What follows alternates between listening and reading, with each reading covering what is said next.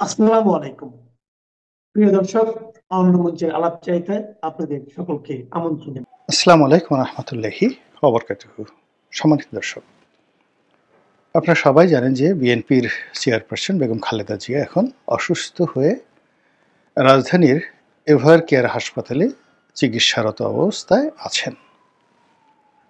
তাকে কৃত্রিম শ্বাস প্রশ্বাস যন্ত্রের সাহায্যে চিকিৎসা দেওয়া হচ্ছে। অর্থাৎ তার ফুসফুস এতটা দুর্বল যে তিনি তার যে নিজস্ব ফুসফুস দিয়ে নিঃশ্বাস প্রশ্বাস কার্য চালাতে পারছেন না। তো এই যে কৃত্রিম যন্ত্র দিয়ে তাকে বাঁচিয়ে রাখা, এটিকে বলা হয় ভেন্টিলেশন। এখন যদি ভেন্টিলেশনটা আসলে খুলে নেওয়া হয়, তাহলে তার অবস্থা কি হবে একমাত্র আল্লাহ রাব্বুল আলামিন জানেন। তার রোগ, তার বালাই, তার যে অসুস্থতা, এটি নিয়ে সারা দেশবাসী উদ্বিগ্ন। আমি মহান আল্লাহ রাব্বুল আলামিনের কাছে উত্তম ফায়সালা চাই যে এই বেগম খালেদা জিয়া, তিনি একজন মহিয়সী নারী, আমরা সাক্ষ্য দিচ্ছি, এবং তিনি তার জীবন যৌবন এদেশের জন্য তিনি নিবেদন করেছেন। সারাটা জীবন তিনি আপোষহীন থাকার চেষ্টা করেছেন। তার এই জীবন সায়াহ্নে তার মৃত্যুটি যদি হয়, সেটা সম্মানজনক হোক, কম কষ্টের হোক। আর তিনি যদি আল্লাহ রাব্বুল আলামিন তার হায়াত দিয়ে থাকেন, তবে তিনি যেন দ্রুত সেরে ওঠেন এবং যতদিন আমাদের মাঝে বেঁচে থাকেন, ততদিন সুস্থ এবং সবল হিসেবে থাকেন, এই প্রার্থনা করছি। আজকে যে টপিক, সেই টপিকের সঙ্গে বেগম জিয়ার যে অসুস্থতা, এর কোনো সম্পর্ক নেই। এর কারণ হলো যে এই সময়টিতে নানা জনে নানা কথা বলার চেষ্টা করছেন। কেউ বলার চেষ্টা করছেন যে শেখ হাসিনার জামানাতে তাকে মানে জেলে রেখে ধীরে ধীরে তার উপর বিষ প্রয়োগ করা হয়েছে। অনেকে বলার চেষ্টা করেছেন যে যখন দাবি উঠেছিল যে তাকে বিদেশে পাঠানো হোক উন্নত চিকিৎসার জন্য, তখন শেখ হাসিনা সরকার তুচ্ছ-তাচ্ছিল্য করেছে, গাফিলতি করেছে, অথবা ইন্টেনশনালি তাকে বিদেশে পাঠানোর ব্যবস্থা করেনি। এর ফলে তার শরীরের যে অবনতি, এটি এমন একটা পর্যায়ে চলে গেছে, এখান থেকে আসলে রিগেইন করা সম্ভব নয়। এটা নিয়ে বিএনপির একটা বিশাল শ্রেণীর মনের মধ্যে ক্ষোভ রয়েছে। আরেকটি পক্ষ বলার চেষ্টা করছেন যে এই সময়টিতে তিনি যখন একেবারে শয্যাশায়ী, তখন তাকে কেন বিএনপি রাজনীতির ঢাল হিসেবে ব্যবহার করার চেষ্টা করছে, এবং তাকে কেন বিএনপির প্রার্থী করতে হবে, তারপর তাকে কেন সেই বিভিন্ন দেশি বিদেশি রাষ্ট্রদূতদের সাথে দেখা করতে হবে, নেতাকর্মীদের সঙ্গে দেখা করতে হবে, তারপর হুইল চেয়ারে করে এই অসুস্থ মানুষটিকে টেনে হিসড়ে কেন সেই ঢাকা ক্যান্টনমেন্টে যে সেনা দিবস হয় সেখানে কেন তাকে নিয়ে যেতে হবে। এগুলো নিয়ে নানা রকম কথাবার্তা হচ্ছে। কেউ বলার চেষ্টা করছেন যে ওই যে সশস্ত্র বাহিনী দিবস বা সেনা দিবস, সেখান থেকে ফেরার পরেই বেগম জিয়া হঠাৎ করে অসুস্থ হয়ে পড়েছেন। তো এই বিষয়গুলো নিয়ে বিতর্ক চলতে আছে এবং এটা চলতে থাকবে। আমি সেই বিষয় নিয়ে বিস্তারিত না বলে আমি যেটা বলতে চাই যে রাজনীতিতে সিংহাসনে যখনই ক্ষমতার পালাবদল ঘটে, সেখানে একজন অন্যজনকে মেরে ফেলার জন্য নানা রকম ম্যাটিকুলাস ডিজাইন তারা করে। যেদিন থেকে রাজ্য, রাজা, রাজধানী, সিংহাসন, রাজনীতি এই শব্দগুলো এসেছে, সেদিন থেকেই প্রতিপক্ষকে ছলে বলে কৌশলে পরাজিত করার জন্য যুদ্ধ, হত্যা, আত্মহত্যা, এরপর নানা রকম যে চক্রান্ত, ষড়যন্ত্র, প্রাসাদ ষড়যন্ত্র, এগুলো চলে আসছে। প্রাসাদের মধ্যে বিষ প্রয়োগে হত্যা করা, আততায়ী পাঠিয়ে হত্যা করা, কিংবা ধীরে ধীরে খাদ্যের সঙ্গে বিষ মিশিয়ে প্রতিপক্ষকে দুনিয়া থেকে সরিয়ে দেওয়ার যে মানে বহুকালের ইতিহাস, সেই ইতিহাস এখনো কিন্তু থেমে যায়নি।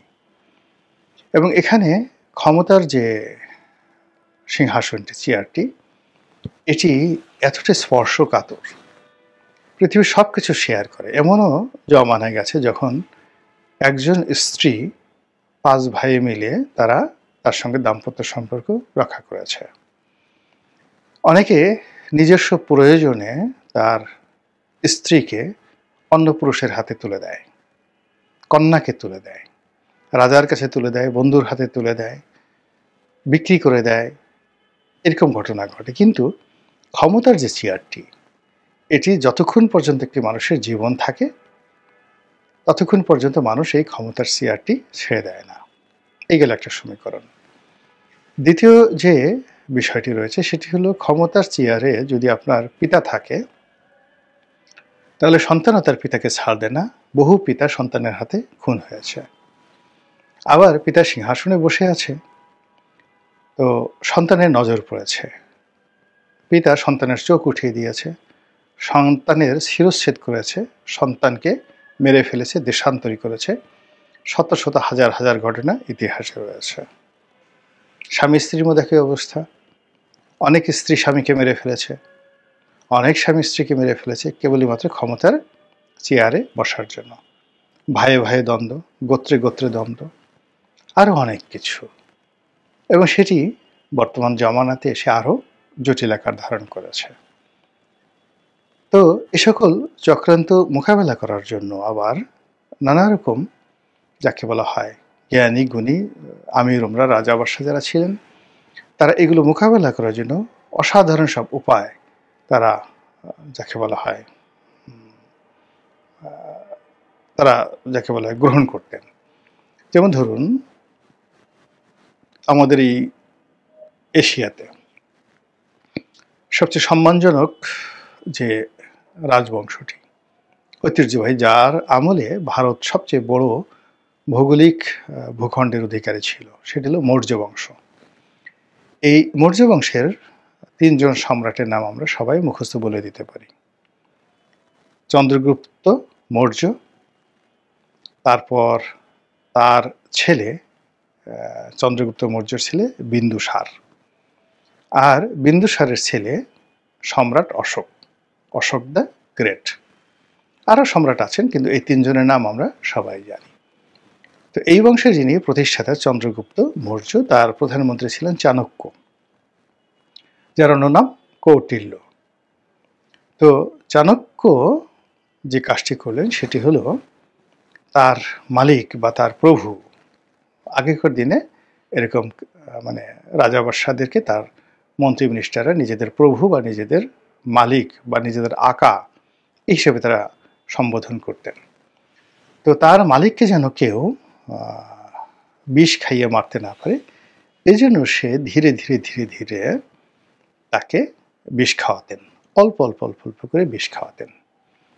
এবং সেই বিষ খাওয়ানোর ফলে চন্দ্রগুপ্ত মৌর্যর শরীরে একটি অ্যান্টি ভেনম গড়ে ওঠে, সাপের বিষ প্রতিরোধ ক্ষমতা যে শক্তি সেটা গড়ে ওঠে।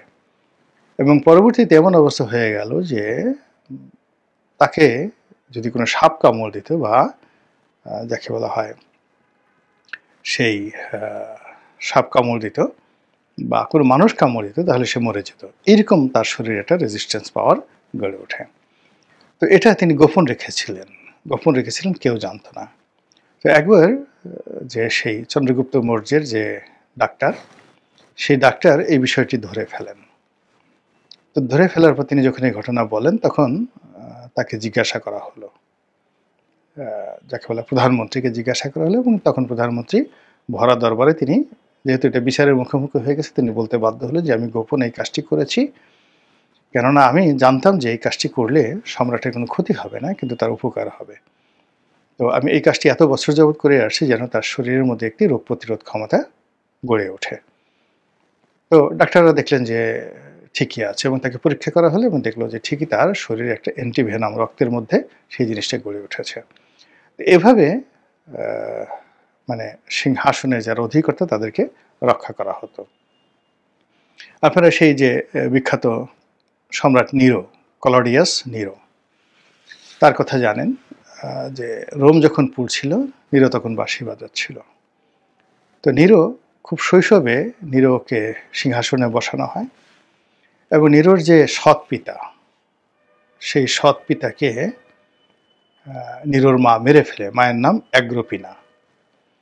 মেরে ফেলে এই কারণে যে সেই শিশু পুত্রকে সে সিংহাসনে বসিয়ে মূলত নিজে সম্রাজ্ঞীর মতো চালচলন করবেন বা নিজে রাষ্ট্র পরিচালনা করবেন, এবং সেইভাবে তিনি করছিলেন। তো নীরো যখন বড় হয়ে গেলেন, বেশ বড়, 13, 14, 15 বছর হয়ে গেলেন, তখন তিনি দেখলেন যে তার মা এই কাজগুলো করছে। তো ফলে তিনি তার মাকে মারার জন্যে প্রথমে নিবৃত করার চেষ্টা করলেন, কিন্তু মা কিছুতেই নিবৃত হয় না। তখন তার মাকে মেরে ফেলার জন্য তিনি একটা প্ল্যান করলেন। একটি নৌকায় তার মাকে তুললেন এবং তাকে নৌবিহারে পাঠানো হলো যেন তিনি সেখানে ডুবে মরেন। এবং ঘটনাক্রমে প্রথম দফায় অ্যাগ্রিপিনা বেঁচে গেলেন। কিন্তু এভাবে তিনি কয়েকবার 3 থেকে 4 বার সম্ভবত তিনি তাকে মারার যে যাকে বলা হয় চক্রান্ত, এটি নীরো শুরু করলেন এবং শেষমেশ তিনি সেটা সফল হলেন। শুধু তাই নয়, নীরোর যে নীরোর শিক্ষক পৃথিবীর সর্বকালের সেরা দার্শনিক, সেই শিক্ষকের নাম ছিল সেনেকা। আর সেই সেনেকাকে তিনি বাবা হিসেবে ডাকতেন, ফাদার। সেনেকার যে স্ত্রী, তাকে তিনি মা হিসেবে ডাকতেন, নীরো। কিন্তু একটা সময় তার কাছে মনে হলো যে তিনি যে কুকর্মগুলো করছেন, অপকর্মগুলো করছেন, এটা সেনেকার শিক্ষার সাথে যায় না।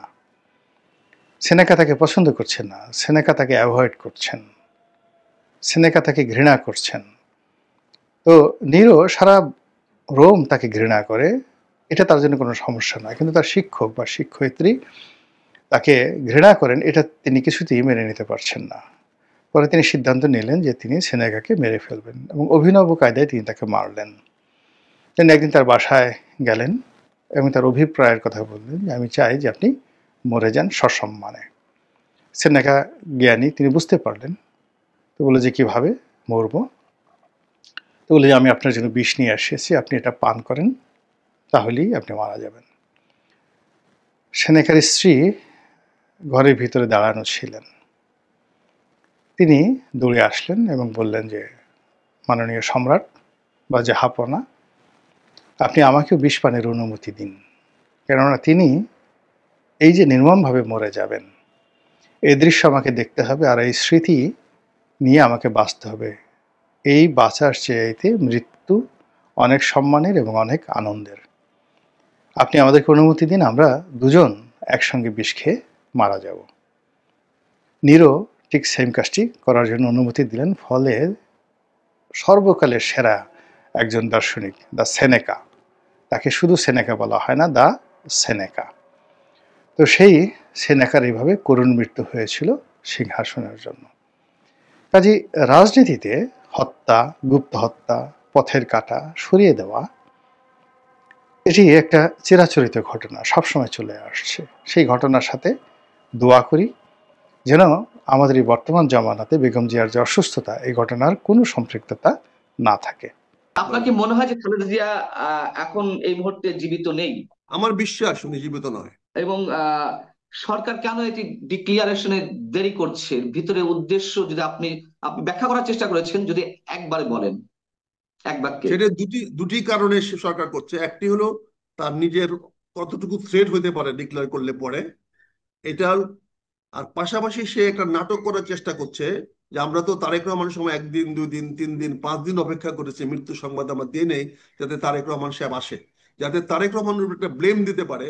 এই জন্য সরকার সেই উদ্দেশ্য এই জিনিসটা ধামাচাপা দেওয়ার চেষ্টা করছে। খুব যে হবে এটা সরকার বুঝে গেছে বলে দেখেন তার মৃত্যুর আগে, মানে শেষ পর্যায়ে এসে ওনাকে বিশেষ গুরুত্বপূর্ণ ব্যক্তি বলে ঘোষণা করেছে, যাতে ওনার চারপাশে ওনার একটা বলয়, নিরাপত্তা বলয় তৈরি করা যায়, যেখানে হাসপাতাল নিরাপদ থাকলো, সরকার নিরাপদ থাকলো। তাকে হাসপাতালে চিকিৎসা দেওয়া না কারণে, তাকে নির্যাতিত করার জন্য, তাকে কারারুদ্ধ করে রাখার জন্য তার শাস্তি অবনীত হয়েছে। ফলে এর জন্য দায়ী আওয়ামী লীগ। এই নেগেটিভটা, এই যদি আপনার বিবরণটা, যেটাকে আমরা আজকে কি বলা হয় ন্যারেটিভ, এই ন্যারেটিভটা যদি বাংলাদেশের মানুষকে সামনে তুলে ধরা যায় স্পষ্টভাবে, তাহলে রোষটা কার দিকে যাবে? আমন্ত্রণ জানাচ্ছি প্রিয় দর্শক, মানচিত্রের নিয়মিত আয়োজন কথোপকথনে। সারা দেশের মানুষ নিশ্চয়ই খালেদা জিয়ার শারীরিক অবস্থা, সর্বশেষ অবস্থা সম্পর্কে উদ্বেগ উৎকণ্ঠার মধ্যে রয়েছেন। এক্সাক্ট নিউজ পাওয়া যাচ্ছে না এমন অভিযোগ অনেকের। এবং একই সঙ্গে তিনি যে হসপিটালে চিকিৎসাধীন, তার সামনে 3 স্তরের নিরাপত্তা বেষ্টনী গড়ে তোলা হয়েছে। কেন এই ব্যবস্থায়, সবকিছু নিয়ে আমরা কথা বলবো। এই বিষয়ে আলোচনার জন্য আমাদের সঙ্গে যুক্ত রয়েছেন সাবেক সংসদ সদস্য, মুক্তিযোদ্ধা, সাবেক সেনা কর্মকর্তা, মেজর অবসরপ্রাপ্ত আখতারুজ্জামান। মোহাম্মদ আখতারুজ্জামান, আপনাকে স্বাগত জানাচ্ছি আমরা। এবং শুরুতে একটু জানতে চাচ্ছি, আপনি নিশ্চয়ই আহ বেগম খালেদা জিয়াকে কয়েক দফায় দেখতে গিয়েছেন। সবশেষ আপনি কখন দেখতে গিয়েছেন, এবং আপনি কি মনে করছেন তার শারীরিক অবস্থা সম্পর্কে, যদি একটু আমাদেরকে সর্বশেষ অবস্থা সম্পর্কে জানাতেন? সালাম আলাইকুম পান্না ভাই। জি, ওয়ালাইকুম আসসালাম। এটা আমি অত্যন্ত ভাগ্যবান যে আপনার সঙ্গে আবার আমার সামনাসামনি কথা বলার সুযোগ আল্লাহ আমাকে দিয়েছে। এখন আপনাকে আমরা বলতে পারি একজন কারা নির্যাতিত নেতা, সাংবাদিক নেতাই বলেন আর যাই সাংবাদিক, বলেন। যারা নির্যাতিত আচ্ছা, সাংবাদিক। কারা নিয়ে সাংবাদিক শুনলাম। কনগ্রেচুলেশন, জি, থ্যাংক ইউ। কনগ্রেচুলেশন, শুভেচ্ছা আপনাকে। যাই হোক, আমি আপনার মাধ্যমে প্রথমে আপনার দর্শকদের মাধ্যমে আমি দেশবাসীর কাছে বিনীতভাবে দেশমাতা খালেদা জিয়া একজন ক্ষুদ্র কর্মী হিসাবে, একটা অনুগত কর্মী হিসাবে, ভক্ত কর্মী হিসাবে ওনার জন্য দোয়া কামনা করব। জনগণ যেন ওনাকে দোয়া করে। এখন দোয়ার কোন স্টেজটা হবে সেটা জানি না, তবে আমি সেটা বলবো আল্লাহ যেন ওনাকে বেহেশত নসিব করেন। এই দোয়াটা করাটাই মনে হয় আমাদের জন্য এখন এই মুহূর্তে সবচেয়ে ভালো হবে। কারণ অনেকে, আমরা বলি শ্বাসে কেউ, শ্বাসের কোনো বিশ্বাস নাই, আবার শ্বাস কখন থাকে কখন থাকে না এটা নির্ধারিত বলতে পারি না। আমরা যেহেতু কোনো তথ্য জানি না, আর আমি জি, দেখে আসার পরে আমার ব্যক্তিগত অভিজ্ঞতায় বা আজকেও আমি যেটা দেখলাম কথাবার্তা যেটা বলা হচ্ছে, তাতে আমি মনে করি সবার কাছে আমি দোয়া চাই যে ওনাকে আল্লাহ যেন বেহেশত নসিব করেন। হয়তো তার ওনার মানে ওনার নিথর তার মানে দেহটা হয়তো এখনো ইয়াতে আছে। ওনার নিথর দেহটা হয়তো এখনো, হয়তো না মানে সরি, ওনার নিথর দেহটাই এখন আছে ওই এবারকে গেট হাসপাতালে। তার ভিতরে আত্মা আছে কিনা আমি জানি না, সে আত্মা চলে গেছেন কিনা আমি জানি না। আজকেও আমি একটা ব্রিফিং শুনলাম আমাদের স্বাস্থ্য ম্যাডামের, স্বাস্থ্য অফিসার, স্বাস্থ্য কি কর্মকর্তা, স্বাস্থ্য ডাক্তার, জি, যে উনিও ওষুধ নিচ্ছেন। উনি কিন্তু বললেন না যে মুখে নিচ্ছেন। ইঞ্জেকশন তো ডেড বডিতেও দেওয়া যায়, স্যালাইন ডেড হুম। বডিকেও দেওয়া যায়, নিবে। এটা ফ্লুট ফ্লুট চলবে তো, এটার সঙ্গে হার্টের তো কোনো সম্পর্ক নাই, হার্ট বিটের সম্পর্ক নাই, এটা ডেড বডিতে ফ্লুট তো চলবে। ইনজেকশন, ইনজেকশন যাবে ডেড বডিতে? ইনজেকশন আর্টিফিশিয়ালি, পুশ হবে? আর্টিফিশিয়াল হলে যাবে না কেন? আর্টিফিশিয়াল হলে যাবে না কেন? আচ্ছা। আর্টিফিশিয়ালি যখন আপনি ব্রিদিং করাচ্ছেন তখন যাবে না কেন? আপনি তো ভেন্টিলেটর দিয়েছেন, তার মানে হার্ট ফেল করেছে কিন্তু আপনি তাকে চালায় রাখতেছেন। দিয়ে মুহূর্তে আপনি এটাকে বন্ধ করে দিবেন পাম্পিং, সেই মুহূর্তে সেটা শেষ হয়ে যাবে। এটা অপেক্ষা। অতীতে আমাদের এরকম অভিজ্ঞতা আছে, যখন কোনো রাজনীতিবিদদের মৃত্যুটা ক্রিটিক্যাল হয়ে যায়, যেখানে জনমানুষের ক্ষোভ আসতে পারে। যেমন একটা জিনিস ক্ষোভ হইতে পারে, প্রথম কথা যেটা চাচ্ছে সরকার, এই ক্ষোভটা কোনোভাবে সরকার থেকে ডাইরেক্ট ইনডাইরেক্ট মানে করে আওয়ামী লীগের দিকে নেওয়া যাওয়া কিনা, বলা যায় কিনা যে আওয়ামী লীগের কারণে, আওয়ামী লীগের এই 15 বছরের অত্যাচার অনাচারের কারণে মরছে। কাজে এই ক্ষোভটা যেন সরকারের প্রতি না এসে, বর্তমান কোন রাজশক্তির বিরুদ্ধে না এসে, ক্ষোভটা যেন ওই আওয়ামী লীগের বিরুদ্ধে যায়, তাহলে অনেকের পারপাস সার্ভ হয়। যেমন পাকিস্তানে দেখেছেন, আহ, পাকিস্তানের আহ, আর্মিরা ক্ষমতা কুক্ষিগত করেছে তখনই যখন ইমরান খানের মৃত্যু সংবাদগুলো দ্রুত আসা শুরু হয়েছে, সে আছে কি নাই। এই ধরনের অবস্থায় পরিপ্রেক্ষিতে আমাদের ক্ষুদ্র অভিজ্ঞতা বলে সরকার এখানে তার মানুষের যে ক্ষোভ কার বিরুদ্ধে হতে পারে সেটা অন্যদিকে স্থানান্তর করার চেষ্টা করছে। ক্ষোভ যে হবে এটা সরকার বুঝে গেছে বলে দেখেন তার মৃত্যুর আগে, মানে শেষ পর্যায়ে এসে ওনাকে বিশেষ গুরুত্বপূর্ণ ব্যক্তি বলে ঘোষণা করেছে, জি। যাতে ওনার বলয়, ওনার চারপাশে ওনার একটা বলয়, নিরাপত্তা বলয় তৈরি করা যায়, যেখানে হাসপাতাল নিরাপদ থাকলো, সরকার নিরাপদ থাকলো। এখানে আপনি একটা জিনিস জানেন, আমার ওই পররাষ্ট্র উপদেষ্টা খুব ভালো করে জানে যে তারেক রহমান সাহেব লন্ডনে রাজনৈতিক আশ্রয় আছে, এবং রাজনৈতিক আশ্রয়ের অন্যতম কারণ হলো যে বাংলাদেশে তার জীবন নিরাপদ নয়। কারণ তো একটাই, আর তো কোনো কারণ না। আখতারুজ্জামান, আমি আমি এই বিষয়টাতে আসবো। তার আগে যে প্রশ্নগুলো ছিল সেই প্রশ্নগুলোর উত্তর আপনি এরই মধ্যে খুব সংক্ষেপে দিয়ে দিয়েছেন আমার যেটি মনে হয়। তারপরে দর্শকের সুবিধার্থে আপনি যা বলার চেষ্টা করছেন আরেকটু সহজভাবে আমি একটু জানতে চাই এবং দর্শকদের উদ্দেশ্যে জানাতে চাই। আহ প্রথম প্রশ্ন হচ্ছে যে বেগম খালেদা জিয়ার এখন যে সর্বশেষ পরিস্থিতি তা আপনি আকার ইঙ্গিতে বুঝিয়ে দিয়েছেন। এখন সেই বিষয়টি নিয়ে কি আসলে কোনো লুকোচুরি হচ্ছে? এবং লুকোচুরি যদি হয়ে থাকে তাহলে কে করছে? এটা কি সরকার করছে? সরকার করে থাকলে তার মধ্যে কোনো রাজনীতি আছে কিনা, আমি এই প্রশ্নের উত্তরটা একটু চাচ্ছি। আপনি দেখেন, এই সরকারের অস্তিত্ব নির্ভর করতেছে দেশমাতা খালেদা জিয়ার শেষ ব্রিদিংয়ের উপরে। ওনার শ্বাস যতদিন চলবে ততদিন এই সরকার টিকে থাকার সম্ভাবনা থাকবে। হুম। কারণ এই শ্বাস বন্ধ হয়ে যাওয়ার পরে মানুষ বিক্ষোভে ফেটে পড়ে কিনা এইটার একটা সম্ভাবনা রয়ে গেছে। এই জন্য এই সরকার জানে। আর এই সরকারের সঙ্গে আমাদের নেতা তারেক রহমান সাহেবের একটা ভেরি গুড আন্ডারস্ট্যান্ডিং আছে। আপনি দেখেন আজকেও আমাদের ডাক্তার জাহিদ সাহেব বলেছেন যে উপদেষ্টা সাহেবরা সবাই যোগাযোগ করতেছেন। উপদেষ্টা সাহেবরা যোগাযোগ করতেছেন, এটা বিএনপির পক্ষ থেকে বলার কি দরকার? ম্যাডামের পক্ষ থেকে বলার কি দরকার? তাহলে ওনাদের জন্য সাফাই গাচ্ছেন। অর্থাৎ আমি যে কথাটা বলছি, আক্রোশটা যাতে সরকারের দিকে না যায়।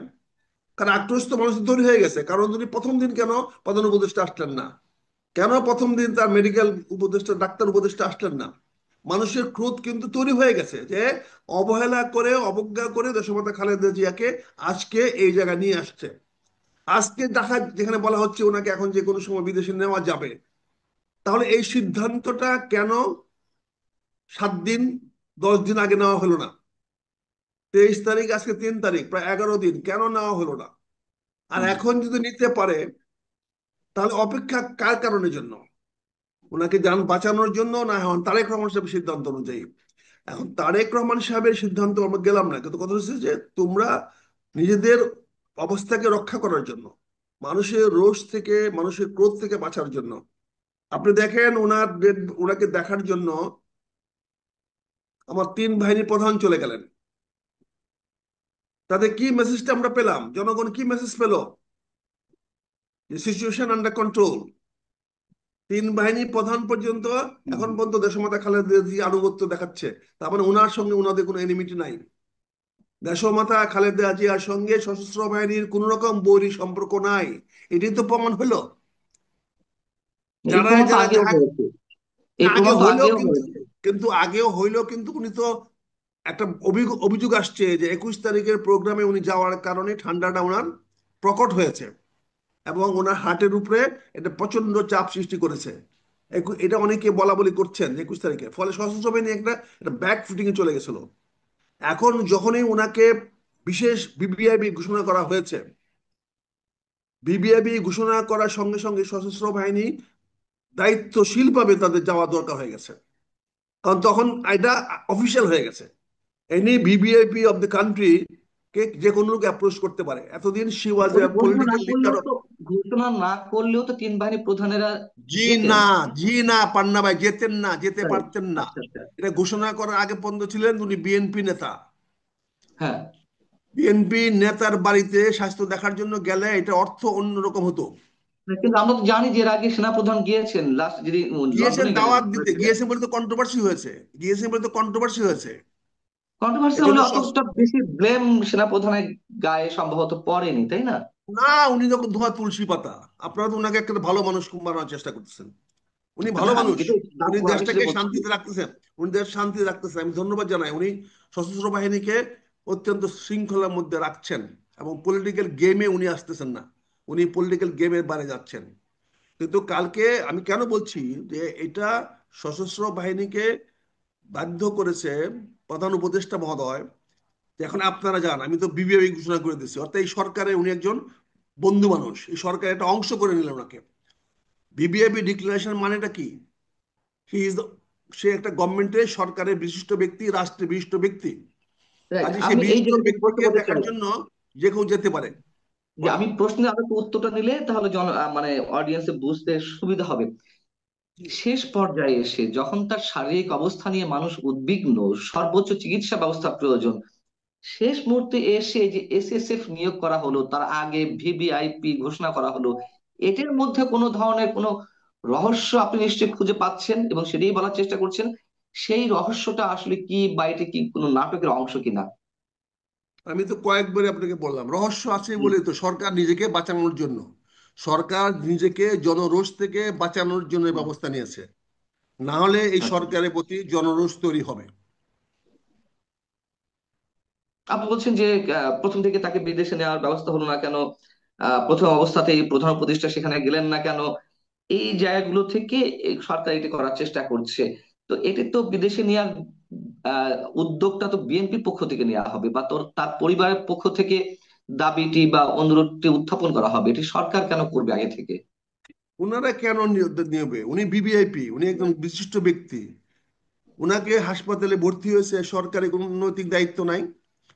দেশের একটা বিএনপির কে ঘাড়ে কেন দিচ্ছেন? বিএনপি কেন বিদেশে নেওয়ার ঝুঁকি নিবে? বিএনপি কি সেরকম ফেসিলিটিস আছে? BNP can facilitate that? BNP পারবে সেটা করতে? কাজে এটা কেন আপনার উদুর পিন্ডি বুদুর ঘাড়ে দেওয়ার চেষ্টা করছেন? এটা সরকারের একমাত্র রেসপন্সিবিলিটি, দায়িত্ব। ডক্টর ইউনূস সরকারের দায়িত্ব দেশমাতা খালেদা জিয়া সুচিকিৎসা করানোর জন্য। দেশের যে কোনো নাগরিকের চিকিৎসা নিশ্চিত করার দায়িত্ব বাংলাদেশ সরকারের, এবং বাংলাদেশ সরকারের প্রধান ডক্টর মোহাম্মদ ইউনূস। এটা ওনার ব্যক্তিগত দায়িত্ব না, উনার রাষ্ট্রীয় দায়িত্ব, উনি সরকারের দায়িত্ব।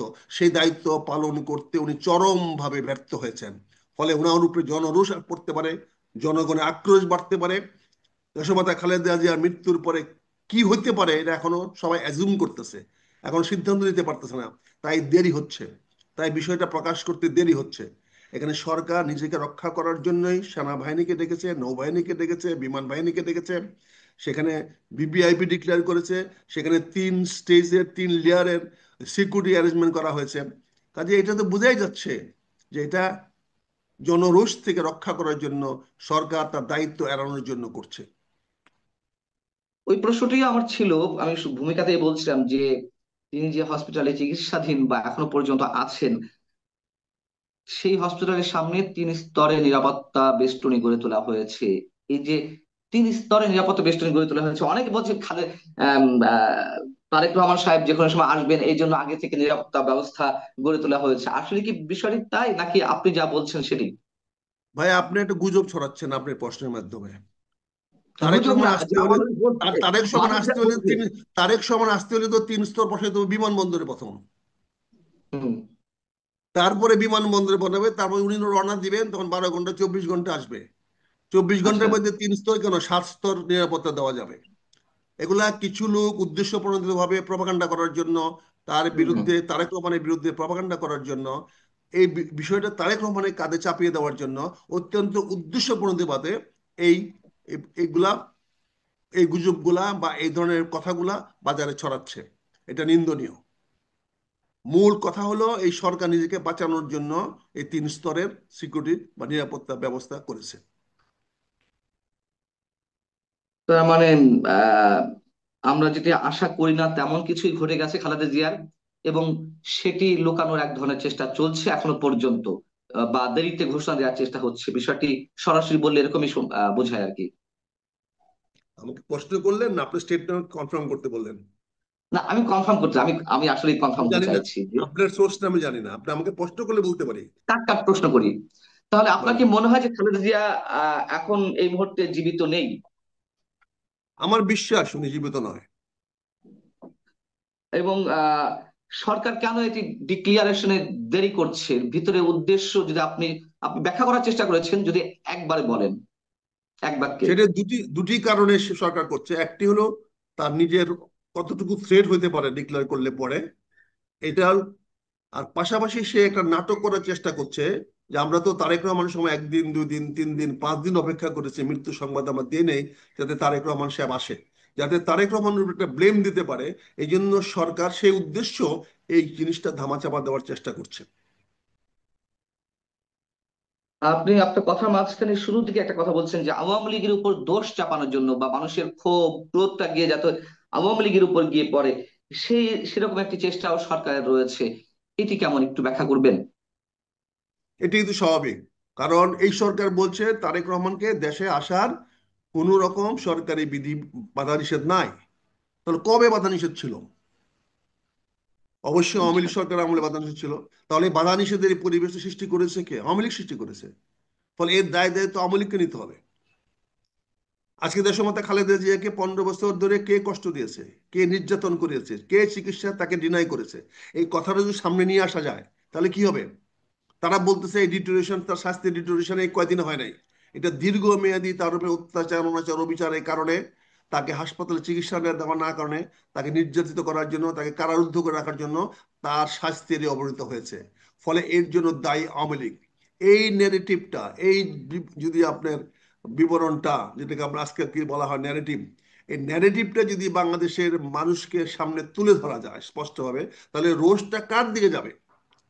রোষটা অবশ্যই, ক্ষোভটা অবশ্যই মানুষের যাবে অতীত সাবেক সরকারের বিরুদ্ধে। বর্তমান সরকার তখন ফেসিলিটেটর হিসাবে কাজ করবে, ভাই এটা আমাদের কিছু করার নাই, আমরা তো আপ্রাণ চেষ্টা করেছি, দেখেছেন আমরা বলছি তাৎক্ষণিক পাস দিয়ে দিব, আপনি চাওয়ার সঙ্গে সঙ্গে পাস দিয়ে দিব। তো এই যে পরিবেশটা সৃষ্টি করলো, যে এই পরিবেশে তারা একটু পাস চাইতে পারতেছে না, এটার জন্য তো আওয়ামী লীগ দায়ী। ফলে রোষানলটা, মানুষের ক্ষোভটা, মানুষের বিতৃষ্ণাটা যদি আওয়ামী লীগের দিকে ডাইভার্ট করে দেওয়া যায়, তাহলে সরকারের পক্ষে এখানে অ্যাকশন নিতে সহজ হবে। এই জন্য সরকার এই গেমটা খেলতেছে বলে আমার বিশ্বাস। জি, অনেক ধন্যবাদ মেজর আখতারুজ্জামান।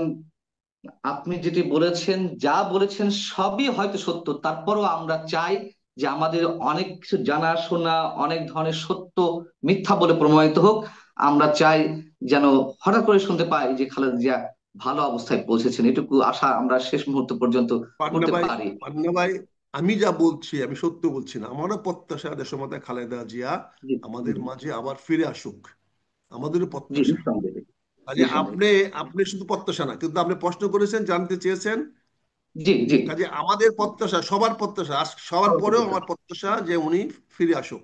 এই বিষয়টা আপনি আমাদের আলোচনার মধ্যে রাখবেন, এটাই আমার নিঃসন্দেহে নিঃসন্দেহে, প্রক্রিয়া। আল্লাহ চাইলে তো এবং আমরা অনেক এই কিছুই পর্যন্ত যে করা যায়। আলোচনা করেছি সবগুলো হুবহু রাখলে আমি খুশি হব। না, অবশ্যই অবশ্যই। ভালো থাকুন major Akhtaruzzaman. Ah thank you. দর্শক, আমরাও সবার শুভকামনা জানাই।